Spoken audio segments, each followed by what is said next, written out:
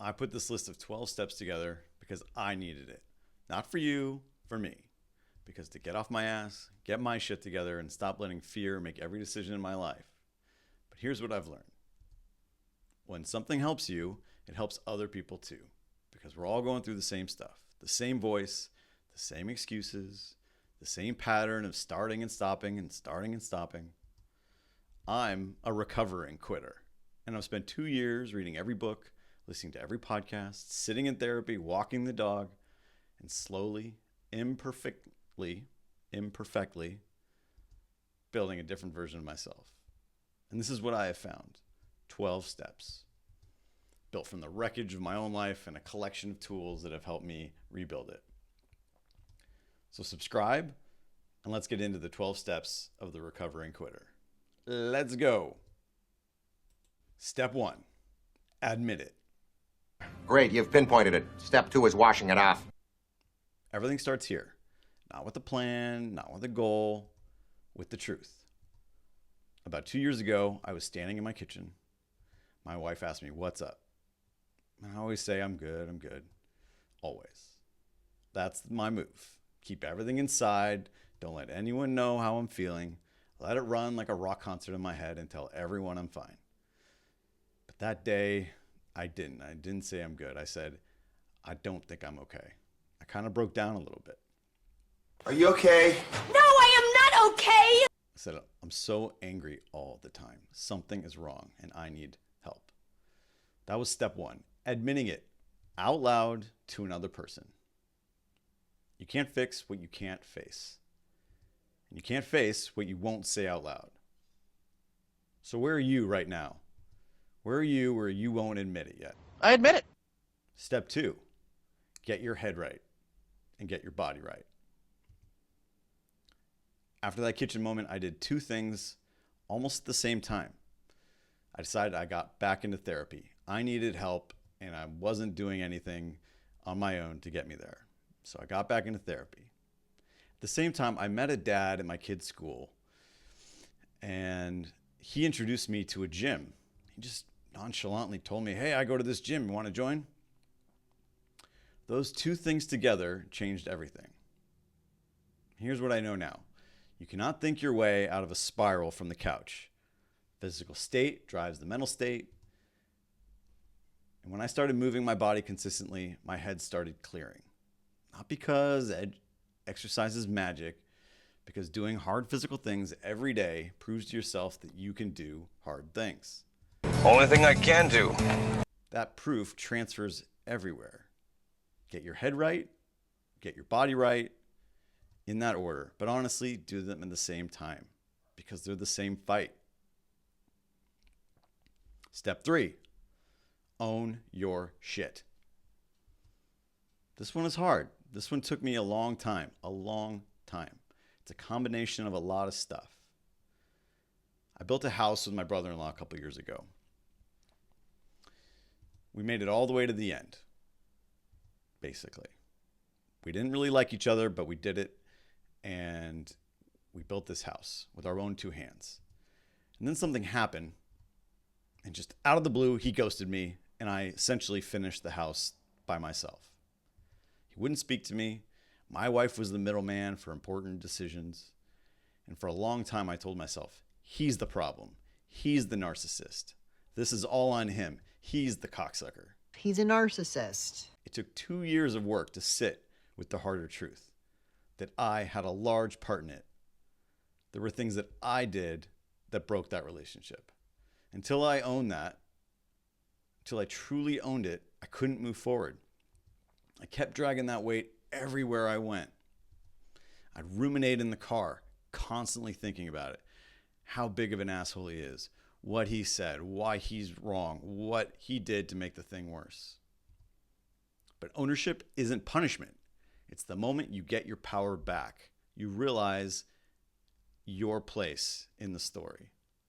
So what are you still blaming someone else for that you need to own? Definitely not going to recover from quitting until we address step 3. Step 4, take inventory. Here's the thing about the house I built with my brother-in-law. even after that relationship fell apart, even after everything went sideways, I finished it by myself. Someone who had never built anything alone in his life figured it out.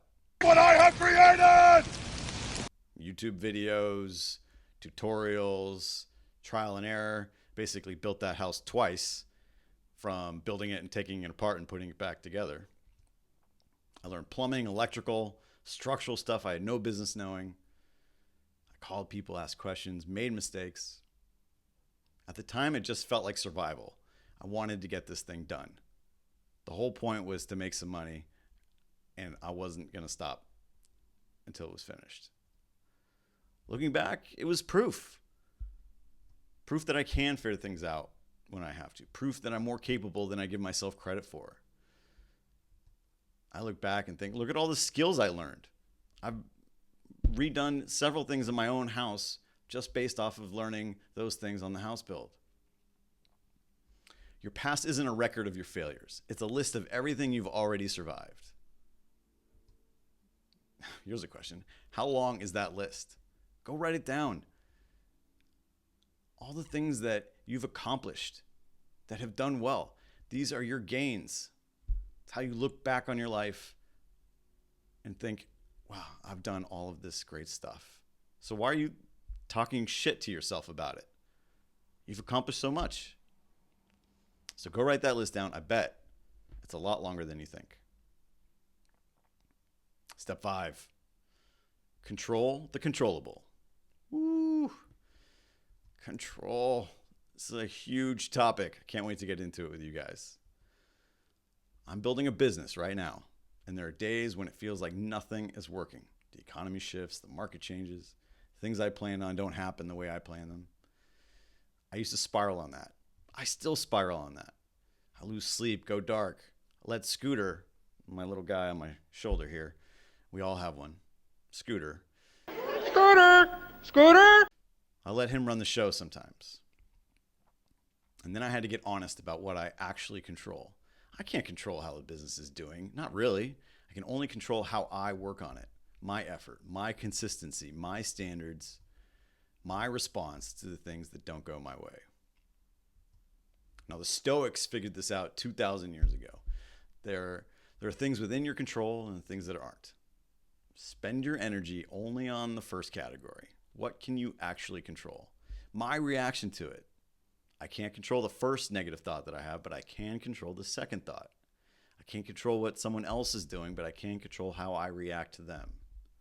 Everything else is just noise. This will take a long time.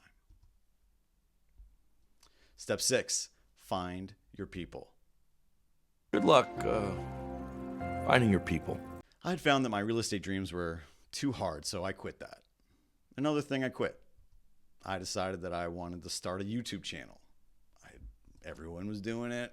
I wanted to get in on the game, but I had no idea what I was doing. Zero. I was trying to figure it all out myself and getting nowhere. And then I found a community. I took the leap. I had some courage, and I joined this group of creators. People who are doing the exact thing I wanted to do and succeeding at it. And instead of being jealous of their success, I went in curious. How are they doing it? What are they doing that I don't know? Maybe I should ask them questions. What are they reading, watching, practicing? What do they know that I don't? And that community changed everything. They inspired me. They kept me going. They're positive without being fake about it. They're the people I needed around me. It's really important. We had this one call called the accountability call. We could call in and say, hey, look, I'm doing this, I'm doing that, and it's still not working, but I'm hopeful for X, Y, and Z. And you know what? Those calls were great because everyone was encouraged to keep pushing. They were a recovering quitter help group and they didn't even know it. So stop trying to figure everything out alone. Find the people who have what you want and get curious about how they got it. Jealousy is just a map. Follow it to the right people. Step 7, build your personal philosophy. Jeff Olson He's the author of the book, The Slight Edge. He says, you have to find your way. The thing underneath all the goals and the disciplines and the hard work, the reason that holds when everything else falls apart. What is your why? My why, I've determined, is my family. My why is that we have a great and rich life, not just financially, but full of experiences, full of travel and memories and things that we do together. We show up for each other. And the habits and values that get us there, those can't be broken. That's a non-negotiable. So when I know my why, everything else has a reason. That's how it gets me to push further. My wife is a couple years older than me. She's going to retire before I want to. My goal is to retire her early. That's a why. It gets me going every morning. It's the early morning, that hard conversation. It's the video I didn't want to record, the business that's not moving fast enough. All of it is in service of that why. So even if it's not working, you got to keep doing it. So, what's your why? If you don't know yet, that's your homework before anything else. Okay. Step 8. The road is rocky. Good. It's a good thing. It hurts, but it's a good thing. The failures are experiences. That's it. That's the whole reframe. Failures aren't failures. They're an experience. You're learning from your mistakes. When something doesn't work, a deal falls through, a video flops, a relationship breaks. It's okay to feel sad about it. Feel it. I'm not telling you not to have emotions. I'm not telling you it doesn't hurt. Of course it hurts. But then you have to do it anyway. You don't get to stop. You find the courage and you go again. The road was always going to be rocky. There's no cheating. You have to put in the work. This is something that I have learned tried to learn since I was a kid. And it's only until recently, in my 40s, that trying really is the whole point. The road was always going to be rocky. That's not a sign something went wrong. That's the road. Every person who has ever built anything worth having took the same road. The rocky part is not the exception. It is the way. In baseball, there are 162 regular season games. The best teams lose 60 of them, maybe more. Nobody calls them failures. They lost a game. And tomorrow they'll play another game. So that's what we will do. We didn't lose the game. We'll get up and play tomorrow. Step 9. See your future self. It's hard to wrap your head around, but a lot of it has to do with positive energy. Being able to see who you want to be and becoming it. So you got to stop putting yourself down. I am a strong and capable man. That was a decision, a conscious daily decision I had to do to stop talking shit about myself. And I replaced it with this: the person I want to be, present tense, not someday, now. I'm a person who travels the world. So last summer we set a goal and we did it. We spent 5 weeks in Italy. I'm only just getting back. But in that moment, I told myself I was a person who travels. And that's how we got the goal accomplished. We said we were going to do it and we did it. So that's who I am now. I want to be a YouTube creator who reaches people, who built something real. So I'm putting in the work. I show up. I'm making this video for you. It doesn't matter if I'm talking to myself, that nobody is watching this. Nobody's watching. Because that's who I'm becoming right now in this video on this channel. The Alchemist, great book by Paulo Coelho. It talks about your personal legend, the thing you were put here to do. Follow the omens, trust the process. What's your personal legend? Become the person first and the results will follow. So, I am being my future self today, not when I get there. Who is your future self? Step 10, the daily disciplines, the daily work.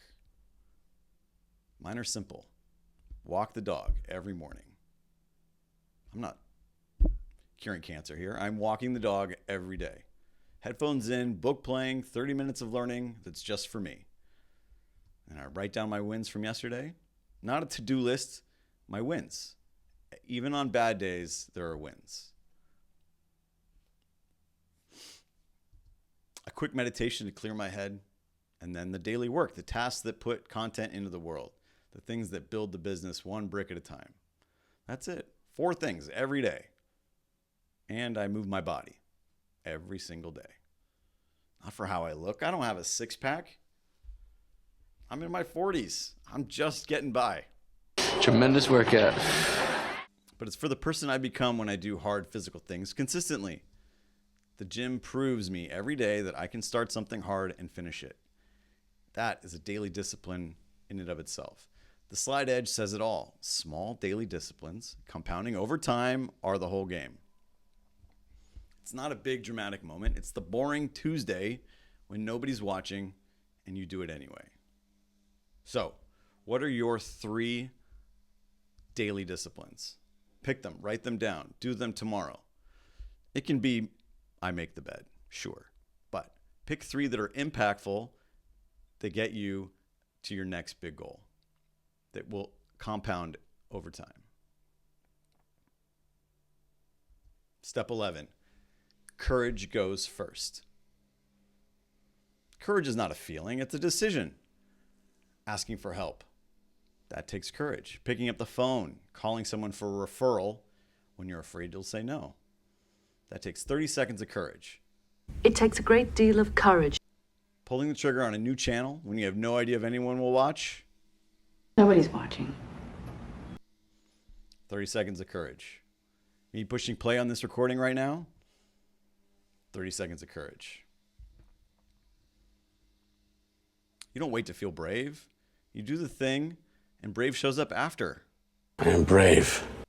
Commitment follows courage. Then you build capability through the reps, through the failures, and getting back up. And then confidence, real confidence, arrives through the work, through preparation, through perspiration. Those are the 4 C's. Courage, capability, commitment, and confidence. You don't earn the right to start. Starting is how you earn everything else. So what do you need 30 seconds of courage for right now? Step 12, pay it forward. Here's something I didn't expect when I was putting all this together. That paying it forward is almost a selfish act. Because making this channel, making these videos, putting this stuff into words, it's helping me get better at understanding my own mental reset. Every time I explain what a recovered quitter is, I understand it better myself. I own it more deeply. I live it more fully.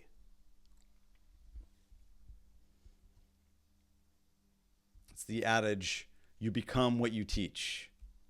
Fake it till you make it. You solidify what you share. So I'm not doing this from the mountaintop. I'm doing it from the middle of the climb. Same place you are. And maybe that's more useful than someone who already made it telling you how they did it. I talk about it all the time. I appreciate Rob Dial, Mel Robbins, Tony Robbins, Alex Hormozy. But these guys, they're on the mountaintop. They're huge successes in business, and now they're telling us how they got there. I appreciate it. Those tools work. But I'm telling you, while in the thick of it, these are the steps that are working for me. I'm going through it right now, and so are you. That's the whole point of this channel. That's what this is. Again, my name is Seth, and I'm a recovering quitter. And these are my 12 steps. Now it's your turn. Tell me where you are in this 12-step journey. Write it in the comments. I appreciate you watching, and please subscribe. See you next time.